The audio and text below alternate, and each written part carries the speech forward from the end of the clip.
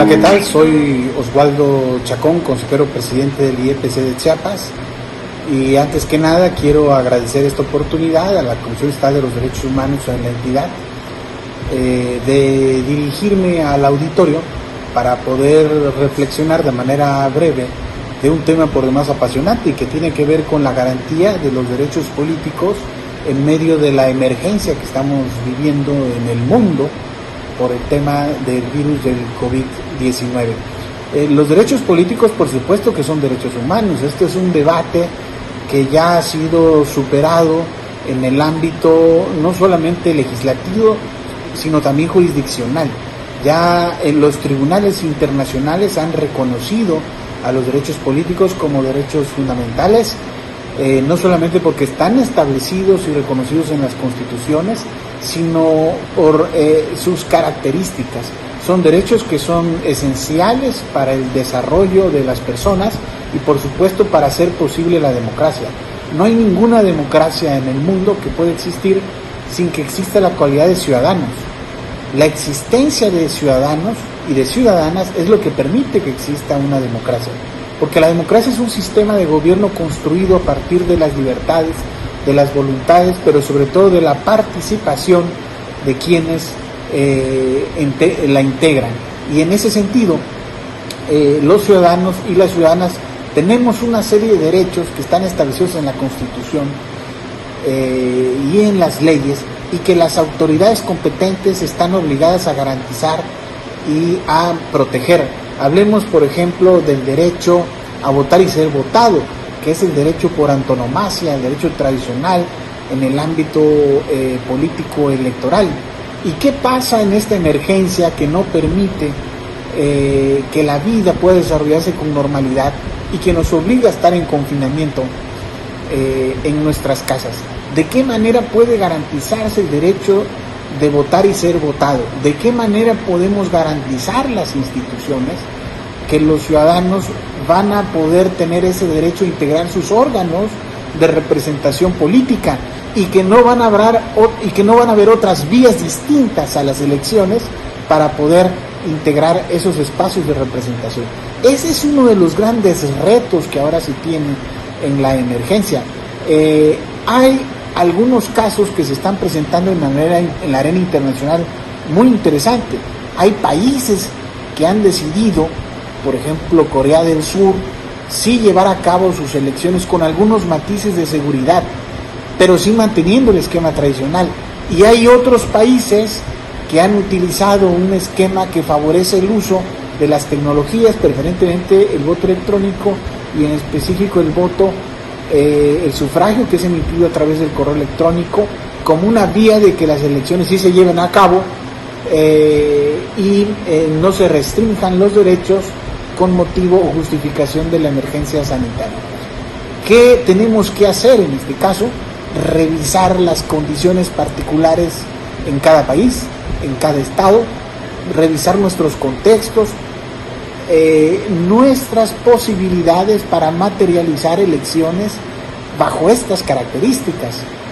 Llevar a cabo elecciones con base a las nuevas tecnologías implica no solamente un gran desafío tecnológico, porque podemos construir el andamiaje tecnológico necesario. El tema es, ¿existe la suficiente confianza en nuestros territorios para poder transitar a estos esquemas? Y ahí es donde viene una gran responsabilidad de las autoridades electorales, que tenemos la obligación de establecer garantías de seguridad y confianza a estos esquemas tecnológicos y de saberlo informar a los partidos políticos, en su momento precandidatos, candidatos, ciudadanía en general, a efecto de que tengan claridad de esos eslabones de confianza. Ya se ha explorado, el voto electrónico no es nuevo en México, en varias entidades federativas se ha venido implementando desde hace varios años, y la verdad es que las tecnologías es algo con lo cual cada vez más estamos familiarizados. Cada vez utilizamos más la tarjeta de crédito y los movimientos bancarios a través del internet. Es decir, hay elementos que nos hacen suponer que los ciudadanos cada vez más confiamos en el uso de las nuevas tecnologías para cuestiones que son fundamentales en nuestra vida. No es suficiente, persistirá el reto de cómo establecer esta pedagogía que en su momento, si es que esa fuera la ruta a seguir, permita enseñarle a la ciudadanía, informarle esas garantías de confianza y de seguridad. Por supuesto que no son los únicos derechos políticos que estamos obligados a garantizar durante la emergencia, pero sí son los más importantes.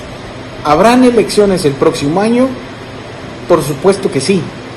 Estamos comprometidos, porque esa es nuestra obligación constitucional, todas las autoridades electorales del país, a garantizar los derechos políticos de las personas y que hayan elecciones.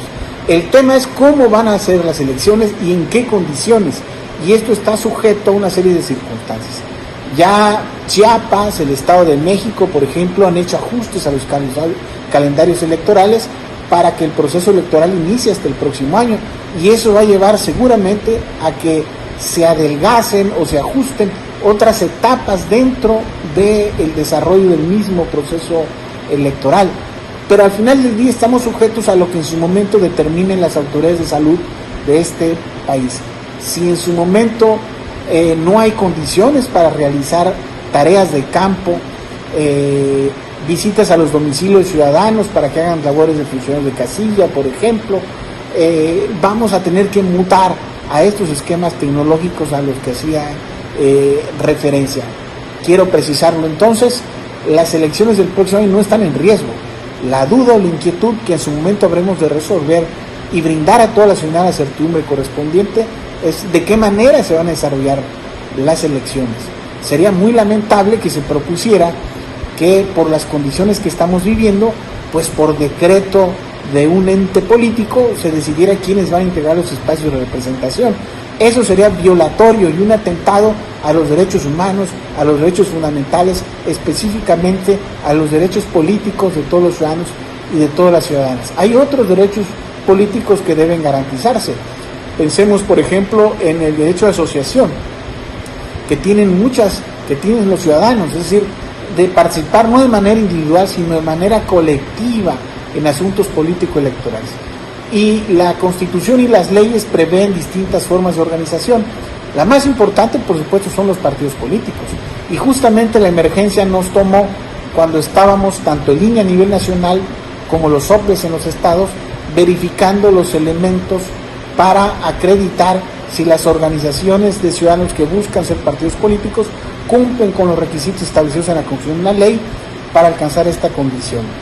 Vamos, por supuesto, utilizando el apoyo de las nuevas tecnologías, a llevar a cabo este proceso de verificación para que antes de que inicie el próximo proceso electoral, estas organizaciones ya tengan certeza respecto de sus solicitudes, son procedentes o no.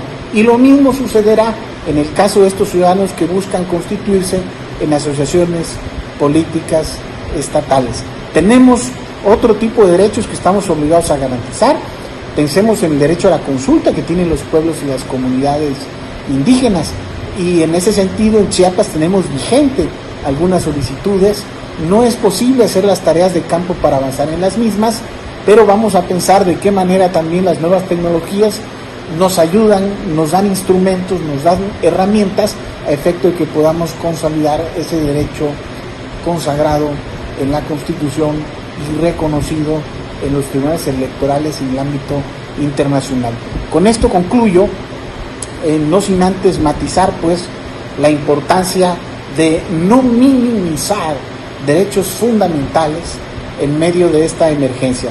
Por supuesto que ante un clima de urgencia inédito que amenaza nuestras vidas y nuestra salud como el que estamos viviendo, lo más importante es atender la emergencia, es proteger a la ciudadanía. Nada es más importante que ello.